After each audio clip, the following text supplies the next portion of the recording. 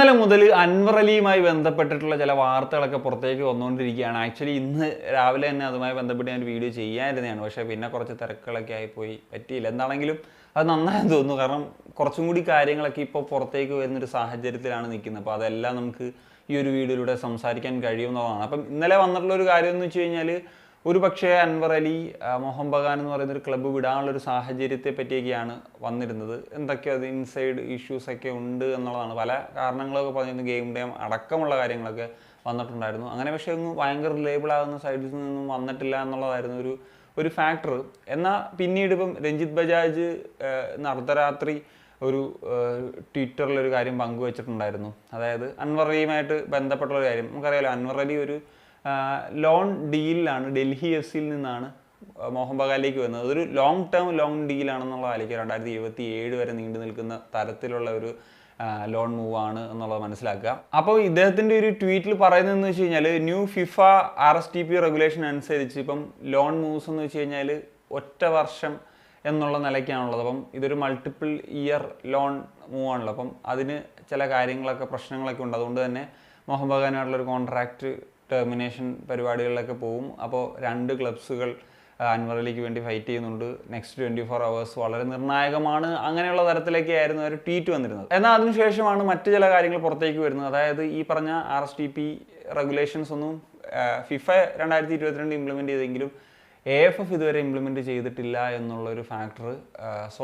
അപ്പോൾ പിന്നെ എങ്ങനെ ഇത് പോസിബിൾ ആകും എന്നുള്ള തരത്തിലാണ് കാര്യങ്ങൾ വന്നത്. അതിനുശേഷം ഇപ്പോൾ കുറച്ച് മണിക്കൂറുകൾക്ക് മുൻപ് മോഹൻ ബഗാൻ അവരുടെ സോഷ്യൽ മീഡിയ വഴി ഡ്യൂറൻ കപ്പിലൊക്കെ അടക്കം അൻവർ അലി തുടരും എന്നുള്ള തരത്തിലുള്ള സൂചന നൽകുന്നൊരു വീഡിയോ പുറത്തു വിട്ടു. അപ്പോൾ കാര്യങ്ങൾ കൂടുതൽ മറ്റൊരു തരത്തിലേക്ക് പോകുന്നു എന്നുള്ളതാണ്. അപ്പം മാത്രമല്ല, ഇപ്പോൾ ചില വാർത്തകളൊക്കെ വരുന്ന പ്രകാരം എന്ന് വെച്ച് കഴിഞ്ഞാൽ, ഇത് അങ്ങനെ വലിയ ഈ RSTP റൂൾസ് ഒന്നും അല്ല, മറ്റ് ചില പ്രശ്നങ്ങളാണ് ഇങ്ങനത്തെ വാർത്തകൾ വരാനുള്ളൊരു കാരണം എന്നുള്ളതാണ് പറയുന്നത്. കാരണം എന്ന് വെച്ച് കഴിഞ്ഞാൽ, 2023 ജൂലൈ മാസത്തിലാണല്ലോ അൻവർ അലി മോഹൻ ബഗാൻ്റെ ഒരു പ്ലെയർ എന്ന നിലയിലേക്ക് ഡൽഹി FC നിന്നൊരു ലോൺ മൂവ് നടന്നത്. ഈ പറഞ്ഞ ഫിഫ ഈ റൂൾ 2022 മറ്റാണ് ഇംപ്ലിമെൻറ്റ് ചെയ്തത്. സ്റ്റിൽ AFF ഇതുവരെ ഈ ഒരു റൂള് ഇംപ്ലിമെൻറ്റ് ചെയ്തിട്ടില്ല. അപ്പം അന്നില്ലാത്ത എന്ത് പ്രശ്നമാണ് ഇപ്പോൾ വരുന്നത് എന്നുള്ളതാണ്. അപ്പം നമുക്കറിയാം, ഡൽഹി FCയുടെ ഓണർ എന്ന് പറയുന്നത് രഞ്ജിത്ത് ബജാജ് ആണ്. രഞ്ജിത്ത് ബജാജ് തന്നെയാണ് ഈ ഒരു കാര്യങ്ങൾ ഒഫീഷ്യലി എന്ന നിലയിൽ ഇപ്പോൾ സോഷ്യൽ മീഡിയ വഴിയൊക്കെ പങ്കുവെക്കുന്നൊരു സാഹചര്യം ഉണ്ടാകുന്നത്. അപ്പോൾ അൻവർ അലി എന്ന് പറഞ്ഞു കഴിഞ്ഞാൽ ഇപ്പം നിലവിലെ ഇന്ത്യയിലെ തന്നെ one of the best player ആണ്, ബെസ്റ്റ് ഡിഫൻഡറാണ്.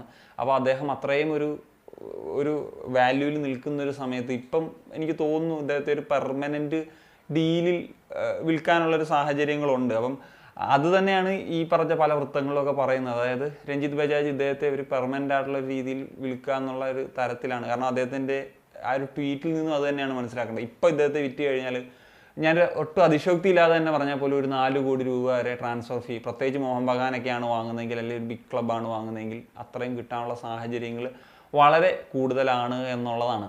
എന്താണെങ്കിലും നമുക്ക് വെയിറ്റ് ആൻഡ് സീ എന്നുള്ള സാഹചര്യങ്ങൾ പറയുമെങ്കിലും, ഇപ്പം 2 ക്ലബ്ബുകൾ അദ്ദേഹത്തിന് വേണ്ടി രംഗത്തുണ്ട്. മോഹൻ ബഗാൻ കൂടാതെ ഇപ്പോൾ Mumbai city FC east Bengal ആണെന്നൊക്കെ പറയുമെങ്കിലും, എനിക്ക് തോന്നുന്നത് ഈ പറയുന്നത് പോലെ മോഹൻ ബഗാനിൽ തന്നെ അത്ഭുതങ്ങളൊന്നും സംഭവിക്കാതെ മോഹൻ ബഗാനിൽ തന്നെ താരം തുടരുന്നൊരു സാഹചര്യം വരും എന്നുള്ളത് തന്നെയാണ്. കാരണം അത്രയും വലിയൊരു ഫീ കൊടുക്കാനും, അല്ലെങ്കിൽ അങ്ങനത്തെ ഒരു ഇപ്പം നിലവിലെ ഈ ഒരു റെഗുലേഷൻ ഇംപ്ലിമെൻറ്റ് ചെയ്യാത്തത് കൊണ്ട് തന്നെ മോഹൻ ബഗാൻ്റെ അപ്പർ ഹാൻഡ് ഉണ്ട്. അങ്ങനെയുള്ള പല കാര്യങ്ങളും ഒക്കെ ഉള്ളത് കൊണ്ട് തന്നെ തുടരാനുള്ള സാഹചര്യമാണ്. പിന്നെ അൻവർ അലിയുടെ ഒരു ഡിസിഷൻ ഏത് തരത്തിലായിരിക്കും വരിക എന്നുള്ളതും നോക്കി കാണേണ്ടതാണ്. കാരണം അൻവർ അലിയെ സംബന്ധിച്ചിടത്തോളം അദ്ദേഹത്തിൻ്റെ ഒരു ഗോഡ് ഫാദർ കൂടിയാണ് രഞ്ജിത്ത് ബജാജ്. അദ്ദേഹത്തിൻ്റെ അക്കാഡമി വഴി ഉയർന്നു വന്ന പ്ലെയറാണ്. അദ്ദേഹത്തിന് കരിയറിലൊരു വലിയ സ്ട്രഗിളൊക്കെ ഉണ്ടായിരുന്ന സമയത്ത് അദ്ദേഹത്തെ പിന്നീട് അദ്ദേഹത്തിന് വേണ്ടി ഫൈറ്റ് ചെയ്ത് വീണ്ടും ഒരു പ്രൊഫഷണൽ ഫുട്ബോളിലേക്കൊക്കെ എത്തിച്ച, അപ്പം അതിൻ്റെ ഒരു ഉറപ്പായിട്ടും ആ ഒരു സംഭവം ഉണ്ടാവുമല്ലോ. അതിനോടൊപ്പം തന്നെ ഈ പറയുന്ന പോലെ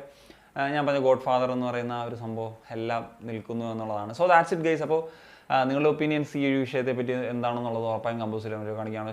സനിയ.